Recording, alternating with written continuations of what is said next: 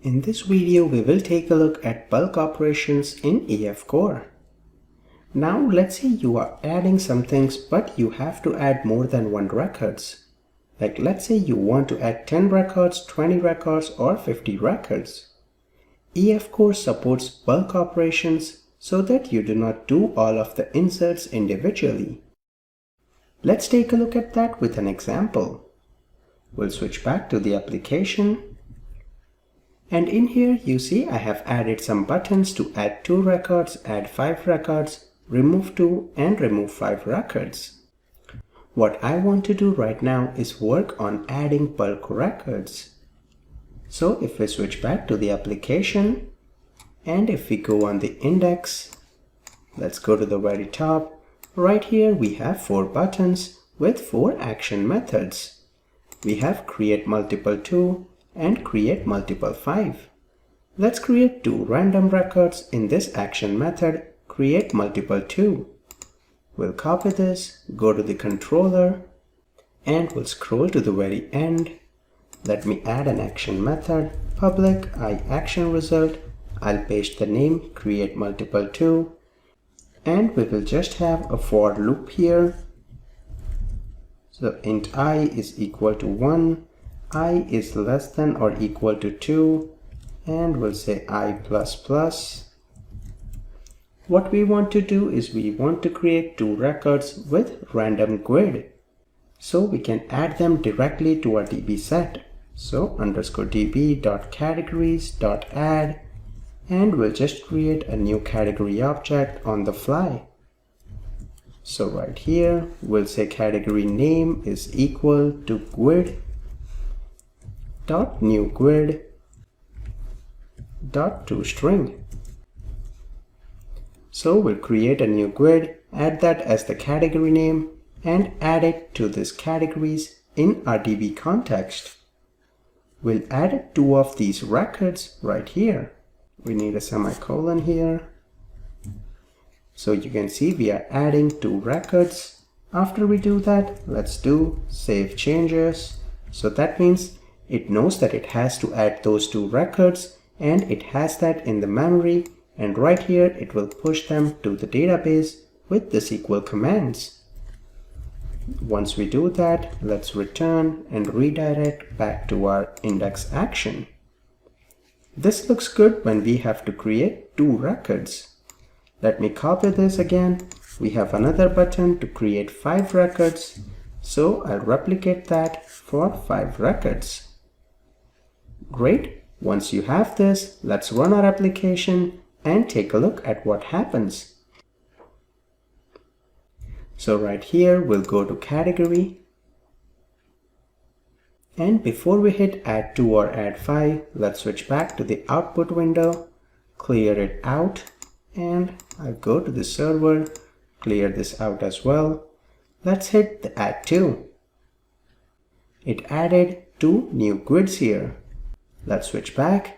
Here we can see that it executed the insert statement twice. So you might be wondering, where is the bulk execution? That being said, before I answer that, let me remove this again and try to insert 5 records. You can see it inserted 5 new grids here. Let's go back and examine the insert statement now. You can see it did not do 5 separate insert statements. It inserted all of them inside a single insert. So here we can see there is bulk insert going on. So why it did not work for 2 but it worked for 5? There is a default threshold in SQL Server Provider that starts using the batch commands for 4 or more operations. This threshold was determined based on performance testing on when it actually makes sense to combine everything to make a bulk call. Because if you combine the effort EF Core and the combining had to do to make that work for less than 4 operations was actually less optimized if the number of records were less than 4. Hence they have the minimum threshold of 4, and then the bulk operation kicks in, as you can see here. That being said, we won't go into much of the details. Now what I also wanted to show you is by default EF Core also has another method when you have to add, and that is if you have to add bulk operations. So what I will do here is I will first add a list here. So we'll add a list of category. Let's call this cat list is equal to new list of category. And then right here we'll be adding cat list dot add, and we will add the category object in the list. So you add it right here. We'll comment out the code that we have for add, and rather we will be using an add range. So let me stop it here. We will use the dbcontext.categories.add, and you see we also have add range, which expects a list of categories. So we'll pass our cat list here. Because of that, it will take all the categories, add it here, and then it will try to execute it in a single flow. Let me copy this exact thing and I'll paste it here as well. But here we'll do that for 5. Let's run this and see how things look now. We'll open up our output window, go here, clear it out. We'll go to category and let's try to add 2. Even if we use the add range, you can see it is not doing the bulk operations. It does the bulk operations only if the records are above its threshold, which is at least 4.